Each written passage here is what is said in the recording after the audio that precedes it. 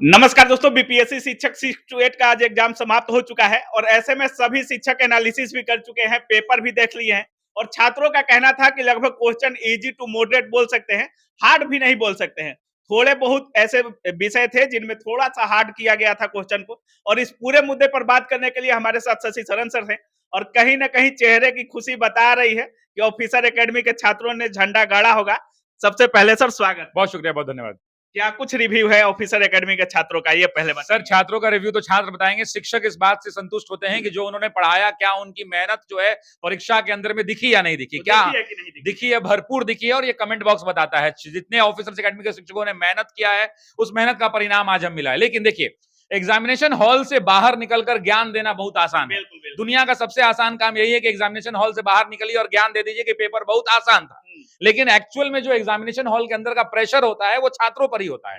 वो छात्र ही समझ पाता है कि ए होगा कि बी होगा, बी होगा कि ए होगा, और वहां वो फंस के रह जाता है। एक चीज और होता है, छात्र भी थोड़ा उत्सुकता में बोल देते हैं कि पेपर इजी टू मॉडरेट था, लेकिन बाद में जब पता रिजल्ट आता है तो पता चलता है कि थोड़ा हम हार्ड बताते हैं पेपर इसका, था। जैसे छात्र जब अपने से जोड़ता है तो उसको 95 नंबर आता है, जिस दिन आयोग रिजल्ट देता है उस दिन 75 नंबर आता है। इतना का अंतर हो जाता है। देखिए, उसमें कोई दिक्कत नहीं है, हर आदमी चाहता है। पेपर ओवरऑल कैसा था? पेपर ओवरऑल आप कह सकते हैं कि पेपर मॉडरेट था। कुछ पेपर के अंदर में ऑप्शंस काफी ट्रिकी बनाए गए थे, जैसे इतिहास खंड में जीएस में साइमन कमीशन का क्वेश्चन था।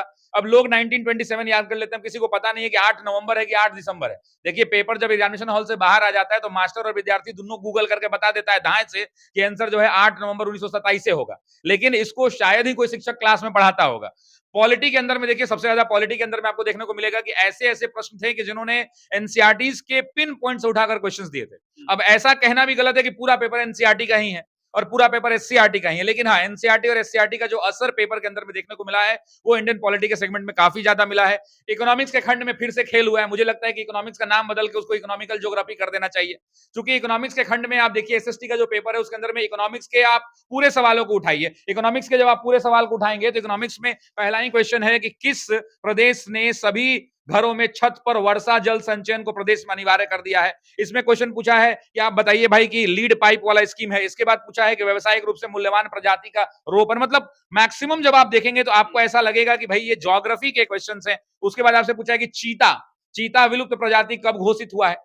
अब बताइए कि ये चीता कहां मिलेगा आपको, कौन इकोनॉमिक्स का टीचर पढ़ाएगा। देखिए, जो वाजिब बात है वो वाजिब है। तो इकोनॉमिक्स का जो पूरा सेगमेंट था, ये कहने के लिए मुंह से बहुत आसान है, लेकिन छात्रों को इकोनॉमिक्स सेगमेंट बनाने में काफी ज्यादा परेशानियों का सामना करना पड़ा होगा, ये तय है। और मुझे लगता है कि एसएसटी में जिनका इकोनॉमिक्स होगा उनके लिए चुनौती भी होगा सिलेक्शन में, फाइनल लिस्ट में अपने जगह को बना पाना, क्योंकि इतना आसान नहीं है। बाहर निकल के ज्ञान हम भी दे देंगे, आप भी दे दीजिएगा, लेकिन हकीकत में अंदर के एग्जामिनेशन हॉल को देखें तो इकोनॉमिक्स का पेपर चारों के अंदर में सबसे कठिन है। सर, कुछ छात्र कह रहे थे कि कुछ मैथ के भी सवाल ऐसे थे जो पूरा दिमाग को घुमा दे रहा था और कुछ करंट अफेयर्स का सवाल ऐसा था जो 2023 के शुरुआत तक से पूछा गया। सवाल यह है कि करंट अफेयर्स के ऊपर कोई टिप्पणी ना आप कर सकते हैं ना हम कर सकते हैं। कई बार ऐसा विगत वर्षों में देखा गया है कि प्रश्न 1.5 साल पुराने पूछ लिए जाते हैं।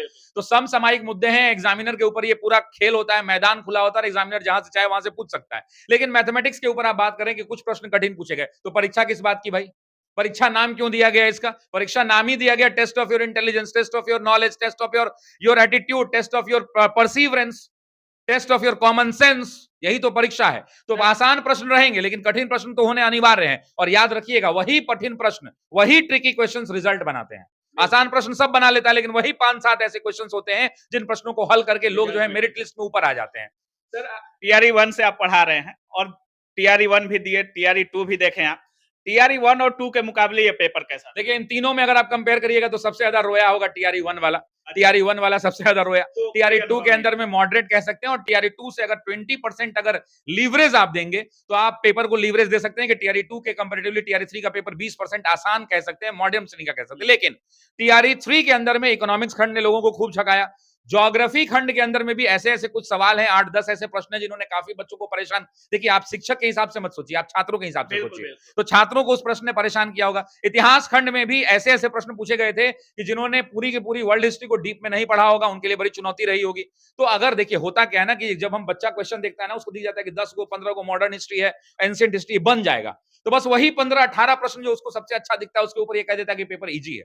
लेकिन पेपर को पूरा आसान कहना बिल्कुल गलत होगा। पेपर मॉडरेट लेवल का है, और जो मॉडरेट लेवल का पेपर होना चाहिए उस हिसाब से पेपर बनाया गया है, ट्रिकी बनाया गया है। अब डिपेंड करेगा आगे जब रिजल्ट आएगा तो बाकी चीजें पता चलेंगी। सर, एक चीज और है, नॉर्मलाइजेशन फैक्टर भी इस बार काम कर रहा है शायद बीपीएससी में, और जैसा कि आप भी बोल रहे थे पिछले वीडियो में, छात्रों का कहना था कि नॉर्मलाइजेशन हो या जो भी हो, हमने अटेम्प्ट पूरा लिया है। सभी छात्रों ने लगभग 100% अटेम्प्ट लिया है सर। रिजल्ट कैसे बन सकता है इसमें? नॉर्मलाइजेशन किस बात का भाई रविरंजन जी, ये बताइए। नवीन, जब पूरा पेपर, मेरी जो जानकारी अभी तक मुझे मिल पाई है, या आप मुझे सही कर दीजिए अगर आपके पास कोई जानकारी है तो, कि पूरे बिहार के अंदर में एक ही पेपर है जो आज हुआ है। क्या ऐसा बात है कि मतलब अलग अलग हुआ है? इसकी ऑफिशियल जानकारी तो अभी है नहीं। अगर पूरे बिहार के अंदर में जो पेपर मेरे पास 4-5 विद्यार्थियों ने भेजा, सब में हमको कॉमन ही क्वेश्चन दिख रहा है, तो फिर जब प्रॉब्लम, अगर क्वेश्चन पेपर पूरे बिहार का सेम है, तो फिर किस बात का नॉर्मलाइजेशन? शिफ्ट भी सेम है। शिफ्ट भी सेम है। नॉर्मलाइजेशन कब होता है? जब एक दिन, आज परीक्षा भी हुआ, कल भी परीक्षा हुआ, एक महीना तक रेलवे का एग्जाम चलता है। अब अगर रेलवे की ग्रुप डी की परीक्षा जो आने वाली है, उसकी तैयारी भी हम लोग कराने वाले हैं, तो रेलवे की जो परीक्षा है, उस परीक्षा अगर एक महीना चल रहा है, रोज एक ही ग्रुप डी का एग्जाम हो रहा है, तो वैसी परिस्थिति में नॉर्मलाइजेशन होता है। लेकिन जब आज बिहार का क्वेश्चन लागू हो गया, एक ही सेटिंग में परीक्षा हुई है और परीक्षा के अंदर में प्रश्न का सेट अलग अलग नहीं है, अभी तक जो मेरी जानकारी है, तब नॉर्मलाइजेशन का कोई सवाल ही नहीं बनता है। ये कहें कि बीपीएससी ने ऐसा बाउंसर पटका कि सब लोग नाच पड़े, और ये आयोग में होना चाहिए। और मैं खुश हूं इस बात से, मैं खुश इस बात से हूं कि बीपीएससी ऐसे चौंकाने वाले काम करते रहे। लेकिन जितनी साफ सुथरी परीक्षा आज हो गई, परमपिता परमेश्वर से प्रार्थना है कि आगे भी ऐसी होते रहे। पेपर लीक वगैरह की तो खबर भाई शुभ शुभ बोलिए, ऐसा मत बोलिए, फिर पढ़ावे पड़ेगा। बड़े दिन से टीआरई 3 पढ़ा रहे हैं, अब खबर तो नहीं है ना, कोई खबर नहीं, हम सुनना भी नहीं चाहते हैं। टीआरई 3 को हम लोग पहले शुरू में रगड़ के पढ़ाए, पेपर लीक हुआ, फिर एनसीईआरटी पढ़ाए, फिर रिवीजन कराए, फिर बैच पढ़ाए, फिर एनसीईआरटी पढ़ाए। हम पागल हो गए हैं, संपूर्ण पढ़ाए, उसके बाद टॉपिक वाइज मैराथन कराए, हम थक गए हैं, अब हमसे नहीं हो पाएगा। जैसे ही परीक्षा समाप्त होता है, यूट्यूब पे कट ऑफ अपलोड होने लगता है सर। काफी सारे शिक्षक तुरंत कट ऑफ जारी कर देते हैं। अब आप तो एनालिसिस कर रहे होंगे कट ऑफ पे, तो आप गुस्सा भी हो जाते हैं, लेकिन कट ऑफ से पूछना बनता है क्योंकि परीक्षा समाप्त हो चुका है और सभी छात्र मिलाने के बाद इस चीज को लेकर उत्सुक होते हैं कि कितना कट ऑफ जा सकता है। देखिए, क्या कुछ कट ऑफ पर कट ऑफ के बारे में ये बोलेंगे, अर्ध ज्ञान वाली बात होती है कट ऑफ, और कट ऑफ झूठ मूठ का जो है ना, माहौल बनाने का प्रयास होता है। कट ऑफ ना आपको पता होगा, ना हमको, ना चेयरमैन सर को पता होगा। कट ऑफ निकालने की एक निश्चित प्रक्रिया है। कट ऑफ में कुछ नहीं होता, कोई प्रक्रिया कट ऑफ का नहीं है। कट ऑफ निकालने का कोई प्रक्रिया नहीं है। आपको टोटल 200 लोग चाहिए, 100 को चाहिए जनरल में, 20 को चाहिए इसमें, 30 को चाहिए इसमें। जितना आदमी का कॉपी चेक होता है, कॉपी चेक का एक्सेल शीट में नंबर सजा दिया जाता है, उसको 100 को जनरल चाहिए। 1 लाख जनरल बच्चा था, 1 लाख का रिजल्ट ऊपर से नीचे तक सजा देगा, डिसेंडिंग ऑर्डर में कर देगा, जो ऊपर का 100 बच्चा होगा वहां रोक देगा और वही कट ऑफ हो जाएगा। तो ना आपको पता है कि कौन बच्चा कितना रंगा है, ना शशि शरण को पता है, ना बीपीएससी का चेयरमैन आप नहीं बताइएगा। नहीं, मैं इसमें क्यों बोलूंगा भाई? अब अगर इतनी बड़ी शिक्षण संस्थान, इतनी गंभीर शिक्षण संस्थान जो अपने गुणवत्तापूर्ण शिक्षा के लिए जानी जाती है, वो ओछी हरकत करे, ये संभव नहीं है। ये कट ऑफ कैसे बता देंगे? अच्छा, मान लीजिए हम बता ही दिए, लड़ी हो गया तो हम बाबा हो जाएंगे? ये बेवकूफी वाली बात है। कट ऑफ इसमें कोई जारी नहीं कर सकता है, इंतजार करना चाहिए। परीक्षा अब हो चुकी है, अब ना वो बदलने वाली। दिन बाद एनालिसिस के बाद थोड़ा अनुमान आने लगता है। एनालिसिस, कौन बात का एनालिसिस? जब छात्र मिला लेते हैं अपना और कमेंट करने लगते हैं कि मेरा इतना आ रहा है। बता रहे हैं हम, आपको एक्सपीरियंस बता रहे हैं। छात्र तो एगो बता देते हैं, हम एक बार पिछली बार कम्युनिटी मेरे को लगवाए थे, 1 लाख बच्चा उस कम्युनिटी पर जवाब दिया। अब अमुक कट ऑफ जारी कर दें, अब बाद में मालूम चला कि सब गलती टिप देता है, तो उसका कोई माई बाप नहीं है, कोई हाथ पैर नहीं है। कट ऑफ नहीं देना चाहिए, मुझे ऐसा लगता है। एक अनुमानित लोग बता देते हैं, पहले की प्रक्रिया संभव थी, लेकिन अब आज के इस डाइवर्स एजुकेशन में, जहां बच्चों का लेवल काफी ज्यादा बढ़ चुका है, शिक्षकों का लेवल बढ़ चुका है, पेपर का लेवल एडवांस हो चुका है, टेक्नोलॉजी आ चुकी है, पेपर चेक करना अब आसान हो गया, वैसी परिस्थिति में इसमें कोई भी कट ऑफ पर टिप्पणी करना बिल्कुल वैसा ही है कि ऊपर ऐसे खड़ा हुई और थूक दीजिए। That is equal to the cut off बताना, बस इतना ही हम आपसे कह सकते हैं।